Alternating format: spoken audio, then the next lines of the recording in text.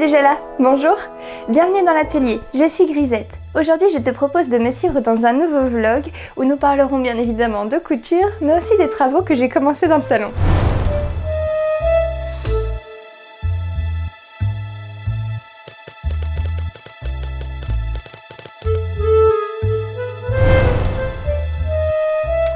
Alors concernant mon top, avant que tu me poses la question, c'est du fait main. C'est une abonnée qui m'a gentiment envoyé ce modèle parce que je cherchais depuis des années désespérément un body Martha de chez Make My Lemonade, mais je n'avais pas le budget pour me l'offrir. Alors du coup quand j'ai vu ce patron, là ça a été la révélation. C'est le top Michel de chez Patidou, pas la peine de prendre des notes, je te remettrai tout ça en description. Et franchement, j'en suis ravie. Je pense qu'il y aura de nombreuses versions et que tu en verras beaucoup d'autres parce que c'est confortable, on le taille en jersey. C'est tout à fait adapté à une mode rétro, j'imagine bien ça avec une jupe longue pour faire plus élégant. Parce que là je le porte avec mon jean de travaux donc c'est pas le plus saillant.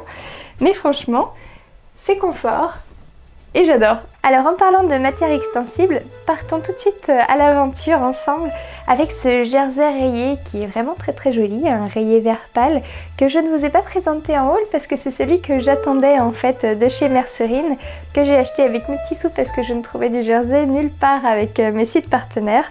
Donc j'ai flashé pour cette version parce que j'ai un projet depuis longtemps dans les tiroirs qui est le modèle Azurine en fait de chez Comme une Fleur.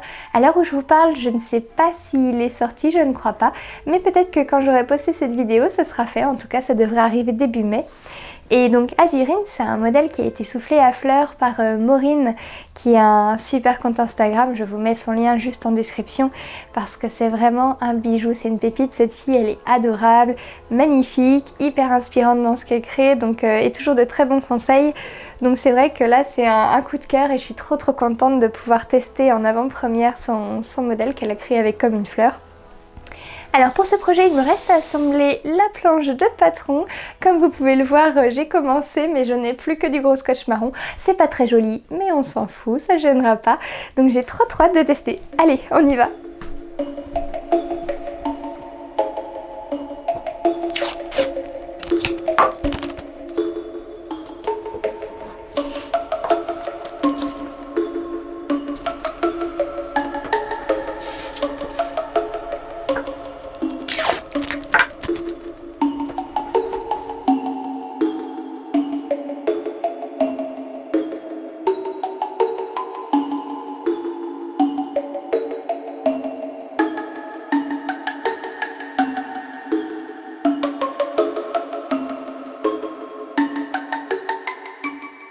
C'était la première fois que je cousais à l'aiguille double et franchement ça s'est bien passé. L'enfilage est assez simple parce qu'on passe exactement les deux fils au même endroit, c'est juste avant les aiguilles que les fils se séparent. La finition est plutôt propre, après j'avais l'habitude de piquer avec une seule aiguille et de faire 2 fois mes surpiqûres.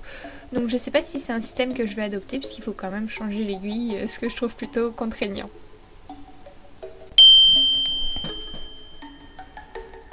Et voilà, j'ai terminé ma version de la robe Azurine de Comme une Fleur. Je suis vraiment ravie parce que le patron est vraiment très joli, c'est tout à fait ce que j'aime, la taille cintrée, des épaules un peu bouffantes, le fait que la longueur, on puisse choisir entre une robe courte et une robe un petit peu plus longue. Pareil pour les manches, il y a 2 variations, une version manche t-shirt et une version manche longue. Alors moi je préfère le porter version manche 3/4 parce que je trouve que déjà mon tissu fait un peu pyjama, alors si je le mets en manche longue on a l'impression que je suis en vêtements de nuit. Mais comme ça je trouve que c'est plutôt pas mal. Au niveau de la taille, ce qui est vraiment super, c'est qu'on peut rallonger si besoin, on peut détacher ici et puis faire un petit peu plus long. Ça c'est super quand on va au restaurant et que comme moi on a tendance à évoluer au fur et à mesure du repas. Donc ça laisse toujours de la place, c'est vraiment la robe parfaite pour toutes les sorties là au printemps. Pour l'été je pense que cette version sera un peu trop chaude. Reste à voir l'été qu'on aura cette année. Mais pourquoi pas la refaire en manche courte. De toute façon j'ai envie de la décliner dans plein de couleurs parce que j'aime vraiment beaucoup ce patron. Alors je raccroche mon micro autre part parce que je voulais vous montrer aussi le fait qu'on puisse l'attacher devant. Donc si on serre assez, je me regarde dans le miroir en même temps, c'est pour ça que je regarde derrière. Hop! On peut l'attacher sur le devant aussi, ce qui fait une version plus serrée mais qui peut être très élégante. Derrière, il faut faire attention à ce que les coutures soient bien cachées sous la ceinture. Mais c'est pas mal aussi dans ce sens-là. Hop, je vais remettre mon micro ailleurs. Alors, je profite de cette petite pause pour pointer deux choses. Premièrement, ma manche de gauche est pas raccord au niveau des motifs. Je suis un peu déçue parce que ça joue à pas grand chose et visuellement, je trouve que ça dérange beaucoup. Après, c'est trop tard pour découdre parce que vu que j'ai fait tout mon surjet, ça risquerait d'abîmer le tissu. Donc, il va falloir que je fasse abstraction. Au pire, je mettrai un sac en bandoulière de ce côté-ci. Et la deuxième, je sais pas si vous avez remarqué, mais dans le dos, au niveau de l'encolure, il y a pas mal de tissu. Ça fait comme un col bénitier en fait. Donc c'est quelque chose dont j'ai parlé à Fleur, j'ai fait mon retour et normalement ça devrait être modifié pour la version finale. Et du coup, vu qu'il me restait une toute petite chute de ce tissu, j'ai eu trop envie de faire le top Michel que je te présentais en début de vidéo et dont je suis trop fan. Donc j'ai réussi à tout faire tenir dans un peu moins d'1 mètre. J'ai dû faire des coutures un peu bizarres. Je te montre ça tout de suite. Bon alors j'ai encore fait une version rayée, en même temps je crois que ça va être mon tissu du printemps. J'aime beaucoup les rayures et sur ce top je trouve que ça rend vraiment bien avec les épaules en fait basses comme ça. Ça donne une certaine élégance. Après je pense que je vais le tester quand même dans d'autres tissus dès que j'aurai des chutes de jersey, il va y passer. Mais j'aime beaucoup le rendu. Alors après, comme tu peux le voir, j'ai dû faire des coutures déjà au milieu qui n'existent pas normalement. Et puis j'ai dû rajouter une pièce, je sais pas si c'est de ce côté-là ou de ce côté-là, je sais plus. Pour essayer de gagner un petit peu parce que j'avais vraiment des toutes petites chutes qu'elle n'allait pas du tout. Mais au final, je regrette pas de l'avoir fait parce que je pense que c'est la version que j'ai le plus portée.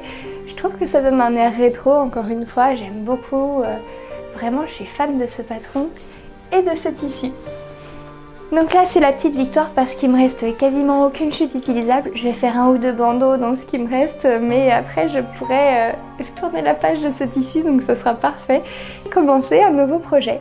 Je pense qu'il me reste encore un peu de temps, à vue de nez et vu où est le soleil, il doit être 16 h, donc il reste un peu de temps pour faire un dernier projet.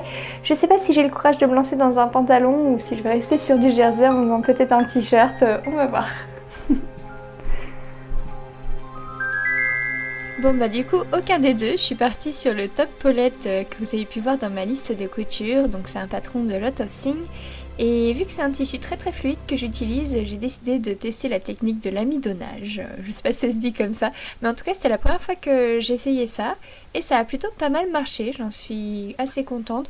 Je sais pas si je l'ai fait dans les règles, j'étais pas assez patiente pour laisser sécher mon tissu naturellement, donc j'ai passé un coup de fer, mais ça a plutôt bien marché et ça m'a permis de coudre sans difficulté.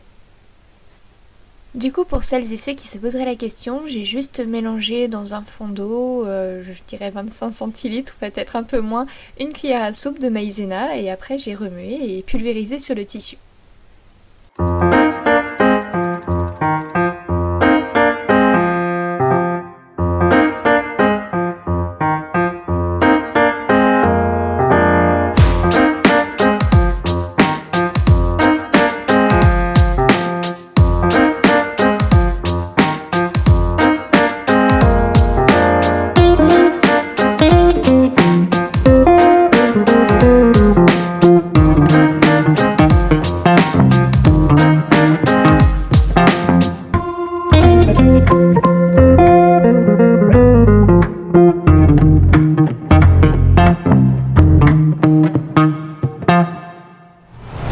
Et maintenant, on va attaquer la partie épique de cette vidéo, la partie travaux. Alors du coup, pour vous expliquer brièvement, on a décidé de refaire le salon qui s'était pas mal abîmé avec les années et de construire une demi-cloison pour vraiment séparer les espaces. On a choisi de se débarrasser également du verre, même si je sais que beaucoup d'entre vous l'aimaient bien, mais moi je pouvais clairement plus le voir en peinture, donc j'avais envie de changer. Sur le mur du fond, on a opté pour un papier peint panoramique pour ramener un petit peu de profondeur et de lumière dans la pièce. Et pour la partie cloison, j'ai opté pour du noir, hein. Ça reste la nuance que je préfère. Alors le papier peint m'a été gentiment offert par PhotoWall, c'est un site qui propose vraiment énormément de modèles différents, j'ai dû passer 2-3 heures dessus, j'ai envoyé plein de messages à mes copines en leur disant plutôt celui-là, plutôt celui-ci, j'arrivais pas à choisir, j'ai mis franchement une semaine à y revenir plusieurs fois tellement il y avait de choix, et c'est vrai qu'il propose toute une variété de choses que j'aime beaucoup, un peu jungle, un peu gravure ancienne, donc j'avais que l'embarras du choix. Finalement, j'ai opté pour un modèle non gravure et j'ai hâte de vous le montrer. C'est évidemment du papier peint sur mesure vu qu'il est panoramique, donc vous rentrez les dimensions de vos murs à couvrir et en fait l'entreprise va les designer pour qu'ils aillent exactement. Vous aurez le morceau dont vous aurez besoin pour couvrir votre surface. Après, vous pouvez choisir la qualité. Moi j'ai pris la qualité supérieure et vraiment le rendu est top. De mémoire, pour une vingtaine d'euros en plus, vous avez tout ce qu'il faut pour poser votre papier peint, de la colle au pinceau, à la petite roulette pour écraser les joints.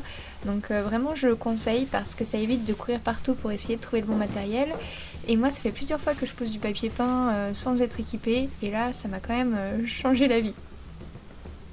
Du coup, votre papier peint arrive en un seul rouleau, mais pas de panique, c'est hyper simple pour découper les laits parce qu'il y a des pointillés en fait qui vous disent où couper. Il y a même un petit peu de marge autour au cas où on coupe pas droit. Et après, ils sont tous numérotés pour qu'on ne se trompe pas lors de la pose, pour éviter d'avoir une moitié de singe d'un côté et puis un palmier de l'autre. Donc tout est vraiment bien pensé, c'est super agréable d'être guidé comme ça.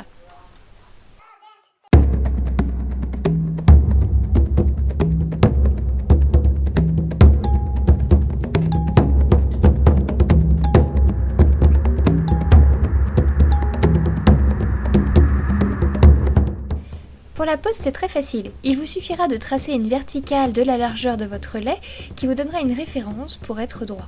Ensuite, encoller tout simplement et commencer à poser votre papier peint le long de votre repère. Alors comme d'habitude, on n'a pas du tout réussi à patienter, donc on a commencé de nuit et on a fini en à peu près 1 heure je crois.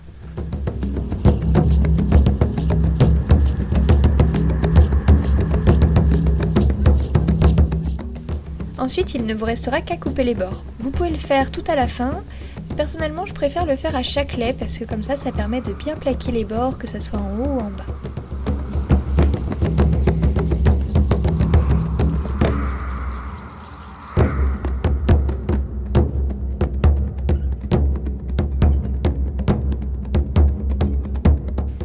L'idée c'est de bien prendre votre temps et surtout n'hésitez pas à redécoller si jamais ça va pas. Vous pouvez le faire quand c'est encore frais. On observe la souplesse légendaire de Sim. Bon, c'est un peu bizarre quand même là cette scène. Alors je ne pouvais pas enlever ma baguette parce que je l'avais collée il y a fort longtemps lors des premiers travaux dans le salon et du coup quand je l'enlève j'ai essayé et bien ça décolle le carton qu'il y a sur le placo. Donc j'ai dû la laisser en place. Après elle n'est pas tout à fait droite alors mes bords ne sont pas nets mais j'ai racheté un stylo pour faire quelque chose de beaucoup plus propre. Alors on s'est couché très tard cette nuit-là mais on était vraiment satisfaits parce que le rendu est juste dingue. La qualité est sublime et franchement ça nous transporte direct dans la jungle. Le lendemain on s'est attaqué à la peinture et à la pose des moulures sur les étagères qu'on avait fabriquées.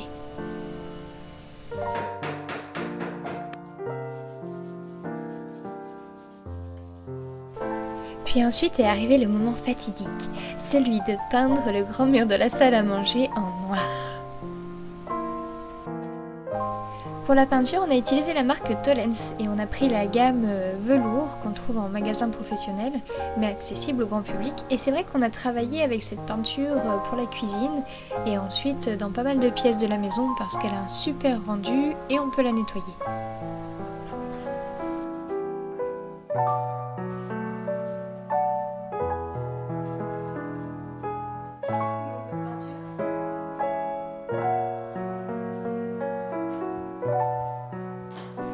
Bon, j'ai tenu absolument à le faire avec mon tout petit rouleau que j'ai appelé mousse, mais j'adorais la texture qu'il faisait et le rendu sur la peinture. Très rapidement, Simon m'a fait comprendre qu'on n'avait pas toute la journée, donc il m'a rejoint et il a travaillé au gros rouleau et c'est vrai qu'on a fini avant la nuit cette fois.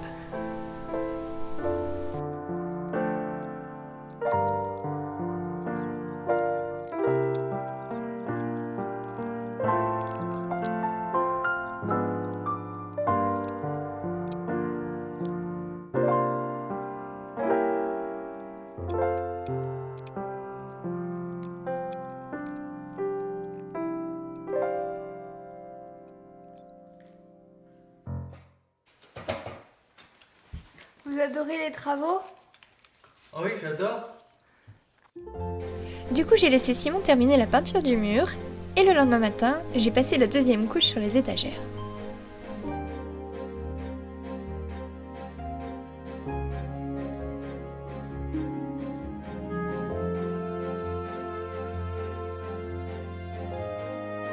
Ensuite, moment intense de satisfaction, on a pu enlever les scotch, ranger tout le bazar. Mais je vous montre tout ça en fin de vidéo.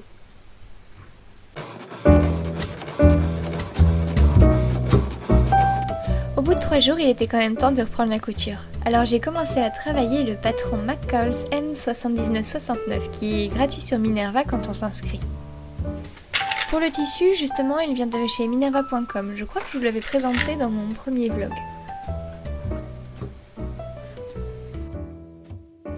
Je ne vous montre pas le résultat tout de suite car j'aimerais le présenter dans mon futur bilan couture.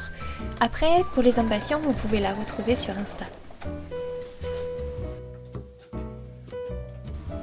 J'ai terminé la semaine par la préparation de ma vidéo haul tissu que j'ai mis en ligne il n'y a pas très longtemps. Donc si vous ne l'avez pas encore vu, je vous remets le lien en barre d'infos.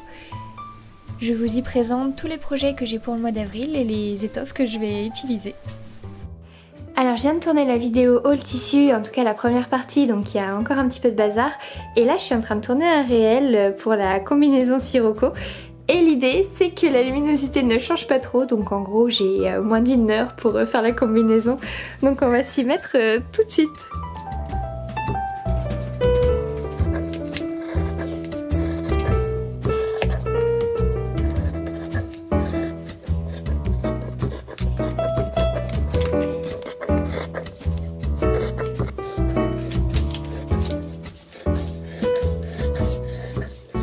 Bon, j'avais plus de cône de noir, donc j'ai pris les couleurs les plus foncées que je pouvais trouver. On verra ce que ça donne, mais normalement ça devrait pas trop se voir.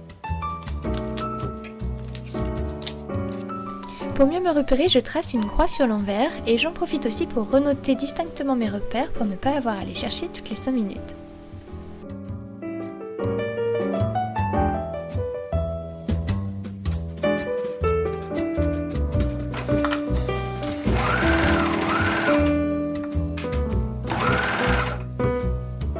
J'en profite pour vous montrer une petite astuce sur jeteuse. Moi j'avais pas de trait de repère en fait pour les 1 cm, donc c'est vrai qu'à chaque fois je coupe pas forcément au bon endroit, surtout pour les combinaisons Sirocco, j'avais tendance à faire moins de marge. Et du coup ce que j'ai fait, c'est que j'ai repéré où tombait mon aiguille gauche et j'ai tracé à partir de là 1 cm pour avoir la marge de couture sur un petit bout de carton que j'ai juste scotché. Bon là c'est pas très joli parce que j'avais que du gros scotch marron, mais avec un petit scotch transparent, ça se verra pas beaucoup et on peut l'enlever si on en a plus besoin.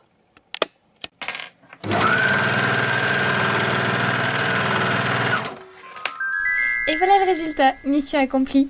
Bon, vous avez déjà dû l'avoir passé si vous me suivez sur les réseaux. Et si c'est pas encore le cas, eh bien je vous invite à venir. Bon, je crois que vous avez assez patienté. Je vous montre le résultat du salon.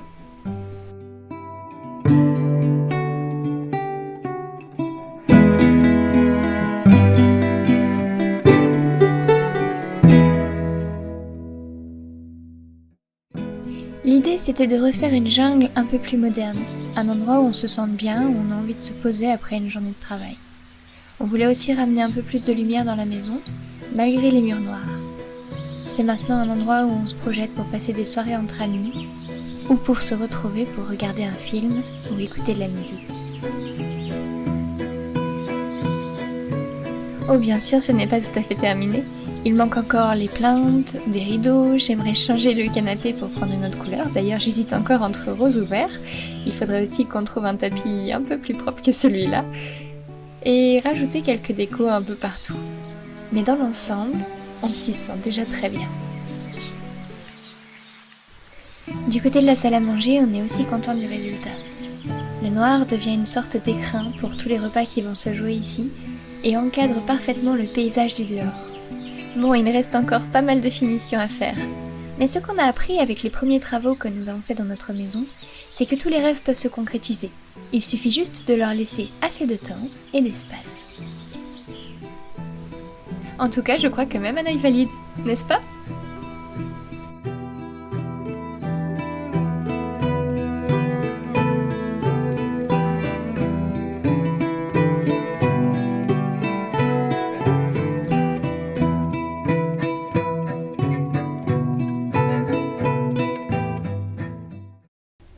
Et voilà, cette vidéo touche à sa fin. J'espère que ça vous aura plu malgré le fait que les travaux ont pris une place importante. En même temps, ça a fait partie de ma vie ces dernières semaines plus que n'importe quoi. Donc il y a eu peu de couture cette fois-ci. Je vais me rattraper je pense à la fin du mois, donc je vous présenterai un bilan couture prochainement. Et sinon, je vous invite à me suivre. Je devrais poster une vidéo d'ici peu sur les chaussures rétro. Donc on pourra découvrir ensemble différentes marques, les essayer et voir où se fournir en chaussures. Parce que c'est toujours un point qui est un petit peu compliqué quand on fait des vêtements vintage et qu'on veut aller jusqu'au bout même dans les chaussures. Surtout n'hésitez pas si vous avez la moindre question à me la laisser en commentaire. Je vous invite également à me suivre sur Instagram parce que c'est là que je suis la plus active. Je poste régulièrement des compositions photos, vous pourrez retrouver ce que je couds avec beaucoup plus d'informations. Vous pouvez également aimer cette vidéo, vous abonner et la commenter parce que moi ça m'aidera énormément. Comme on le sait, ça aide les créateurs au référencement sur YouTube, donc à être mis en avant. Et plus on sera sur la chaîne, plus j'aurai la liberté de pouvoir prendre du temps et proposer d'autres contenus. En tout cas, je vous souhaite une très belle semaine, prenez soin de vous et à bientôt!